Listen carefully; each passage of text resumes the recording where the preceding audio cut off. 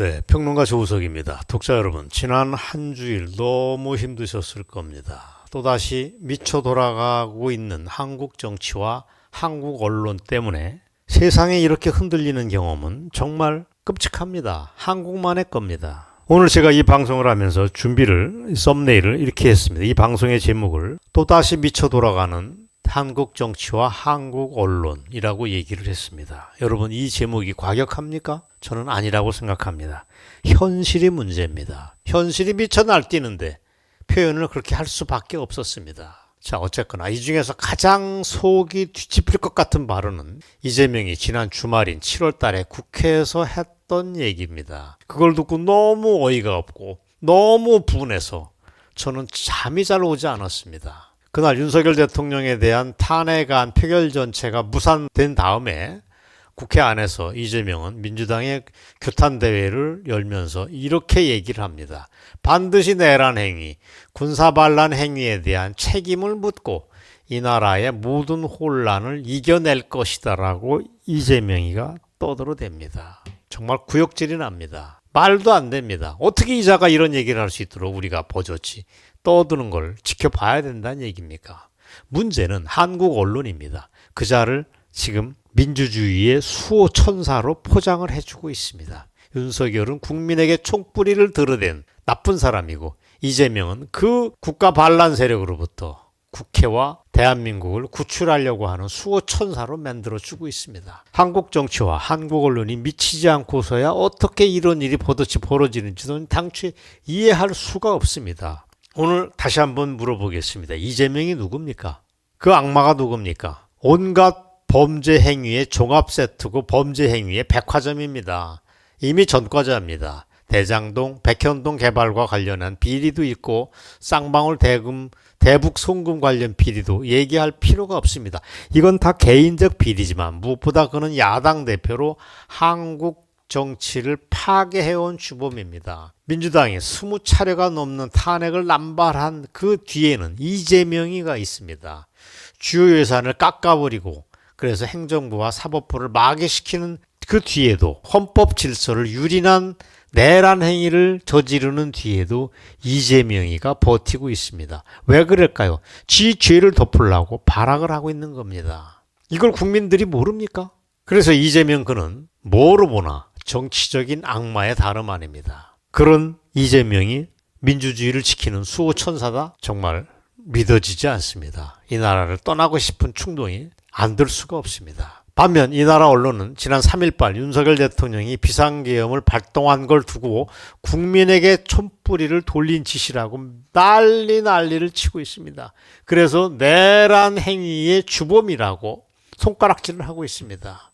이 와중에 검찰, 경찰, 공수처까지 뛰어들어서 이재명을 올가매기 위해서 뭔가 난리를 치고 있습니다. 놀랍게도 이런 국면에서 한동훈이라는 자는 우리를 거듭거듭 놀라게 합니다. 밑도 끝도 없이 대통령 직무정지를 시키겠다면서 윤석열을 코너에 몰아가고 있습니다. 인간적으로도 나쁜 놈이고 정치적으로 어리석기 짝이 없습니다. 어떻게 이런 자가 집권여당 대표라는지 이해가 안 됩니다. 이재명에게 정권을 상납하겠다고 설치되는 꼴을 본다는 게 너무도 괴롭습니다. 그리고 제가 정말 답답한 거는 어쩌면 그렇게 8년 전과 똑같은지 깜짝깜짝 놀랍니다. 계엄 실패 이후 지금 돌아가는 현 상황은 박근혜 대통령 탄핵 당시와 한치도 다름이 없습니다. 당대표를 포함한 집권 여당 내 배신자 그룹이 지금 한동훈님 포함해서 특식을 벌이고 있습니다. 이 와당의 야당은 어부지리만 챙기면 됩니다. 그런 상황에 이어서 국회에서 대통령의 졸속 탄핵을 시도하는 이어지는 과정도 8년 전에 우리가 봤던 똑같은 상황의 연속입니다. 결정적으로 이런 소동의 중심에는 조중동이 있습니다. 이들이 8년 전 저질렀던 언론의 난을 지금 정확하게 재현하고 있습니다. 그때 신문들이 벌였던 광란의 지면을 우리는 지금도 모두 하나도 까먹지 않고 기억하고 있습니다. 박근혜 대통령에 대한 인민재판식 보도가 우리를 너무 괴롭게 했습니다. 최순실은 마녀 그 자체였습니다. 촛불에는 꼼짝 못하고 발발 기었습니다. 그걸 좌빨 언론들보다 조중동이 더 했습니다. 명색이 주류 언론인 그 사람들이 날뛰면서 반박근혜 통일 전선이 형성이 됐습니다. 선동당한 국민들이 길거리에 마구마구 쏟아져 나오자 조중동은 이번에는 경쟁적으로 촛불 우상화에 몰두를 했습니다. 이런 말도 안 되는 초현실적인 분위기에서 박근혜 대통령은 완전히 두 손 두 발을 들 수밖에 없었습니다. 한거 불능 상태, 통치 불능 상태에 빠져들었습니다.